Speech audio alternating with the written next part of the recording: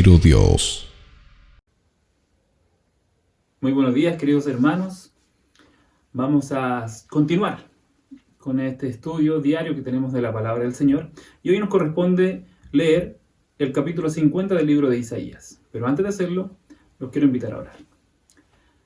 Buen Padre Celestial, Señor, estamos dispuestos a estudiar tu palabra, pero no queremos hacerlo solos. Queremos rogar, Señor, que seas tú quien nos pueda ayudar a comprender las palabras registradas en este capítulo.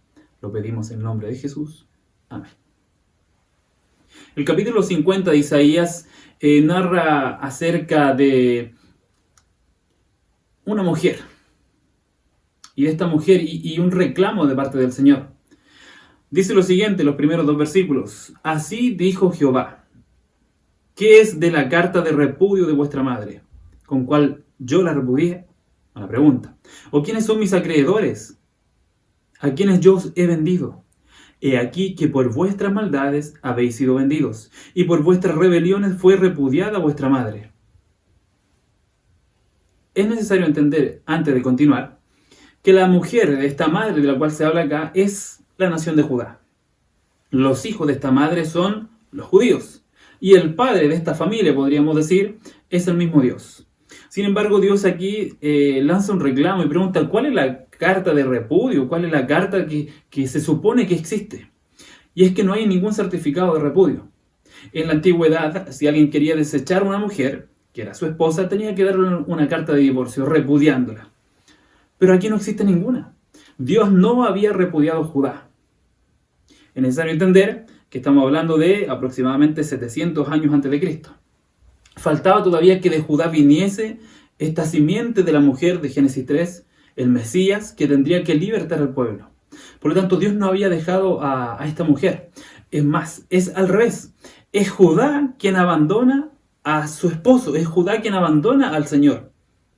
Y también podemos comprender y podemos entender, y debemos hacerlo, que este libro se escribe de forma paralela al libro de Oseas. Y en Oseas nosotros encontramos esta historia de él con su esposa Gomer, y cómo ésta huye, ¿cierto? Y se va en pos de otros hombres y engaña y le es infiel a su esposo. Por lo tanto, lo que escribe Isaías acá es exactamente lo mismo. Dios va, Dios busca, por eso el verso 2 continúa diciendo: yo vine y no encontré a nadie. Y es que el esposo no había dejado a su mujer, sino que era la mujer la que había abandonado a su esposo. Y a pesar de que el esposo la busca por todos los medios posibles, esta mujer no quería regresar. Oseas capítulo 2. Menciona aquí cuáles son mis acreedores, son mis deudores. Y nosotros podemos ir un poco más allá y pensar en el cautiverio babilónico. Sin embargo, también es necesario entender de que Dios no le debe nada a nadie. Dios no tiene deudores, Dios no tiene que pagarle algo a alguien.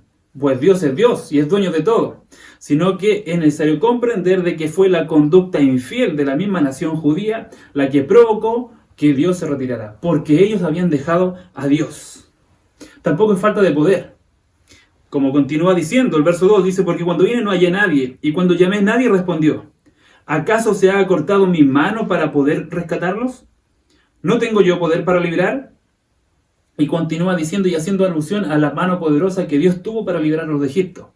Como Él los sacó, como Él fue capaz de secar el mar, como Él fue capaz después de secar el río para que cruzaran el Jordán cuando iban en la conquista de Jericó. Por lo tanto, Dios es poderoso. Dice aquí: los peces del mar se murieron. Dice aquí también, y alude a una plaga de Egipto cuando todo se volvió oscuridad. Por lo tanto, Dios era poderoso. Y la nación, como ya dijimos, se había apartado sola. Del verso 4 en adelante estamos en una nueva sección de este capítulo. Y se torna un poco mesiánico, en realidad bastante mesiánico. Y es que hace alusión a Jesús, que viene como maestro. Pero este maestro, aparte de enseñar, él iba a ser instruido por Dios. Y cuando viene Jesús, nosotros sabemos que Él pone de lado su gloria, Él pone de lado y deja afuera todo lo que Él había disfrutado durante la eternidad. Se despoja de todo y viene a vivir aquí a esta tierra. Y cuando viene también se despoja del conocimiento previo que tenía acerca de estas cosas. Jesús era guiado, dirigido, era conducido por el Padre. Deseado toda la gente también nos puede ayudar a comprender esto. Página 121. Por eso es que nosotros encontramos al Señor Jesús noches enteras orando. Su oído estaba siempre abierto a la voz del Padre. Nunca Jesús hizo su voluntad, e incluso en el Getsemaní, en su noche de agonía, Jesús ruega al Padre que si era su voluntad, pasar esta copa de él. Por eso es que encontramos ahí ya en el mismo verso 5, verso 4, que Jesús viene como el Logos, que Jesús viene como esta palabra viviente, como el portavoz de Dios, para consolar, para instruir a los que estuvieran cansados del pecado. Isaías 61:1 y Lucas 4:18 dice que Jesús vino a dar libertad a los cautivos. Y es que solamente podemos encontrar paz en Jesús. Y esa paz radica en la salvación que Él nos dio. Continuamos leyendo y el verso 6 nos dice que Él ofreció su espalda. De mi cuerpo a los heridores, nos dice, las mejillas. Esta es profecía absolutamente que hace alusión a Cristo.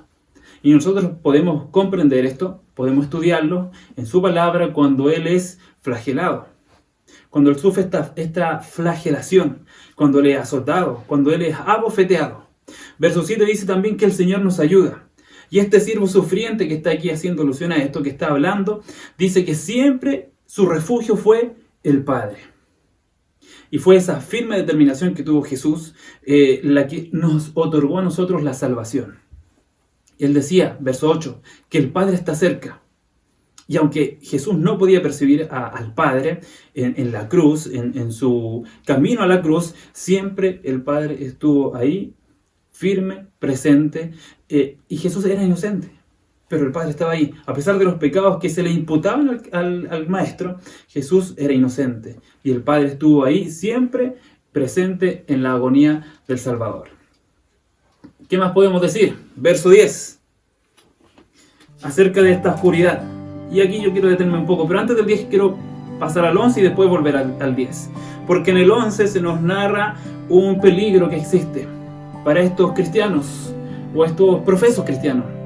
Para algunos que elevan su espiritualidad o su religiosidad al punto de poder perder el rumbo.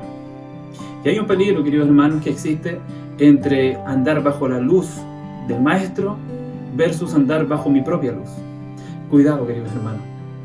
Cuidado, porque tú puedes perder el rumbo y puedes ir en un camino que te conduce directamente a la oscuridad.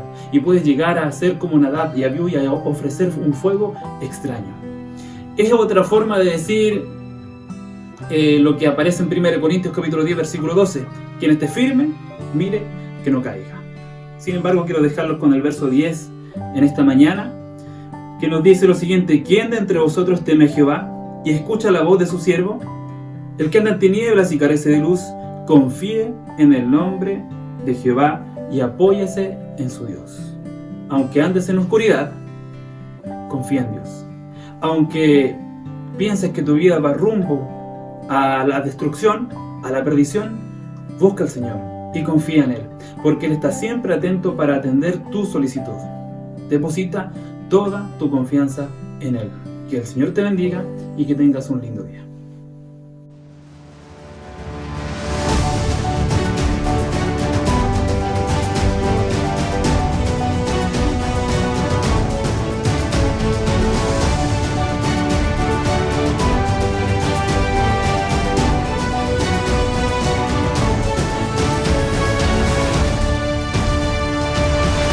Primero Dios.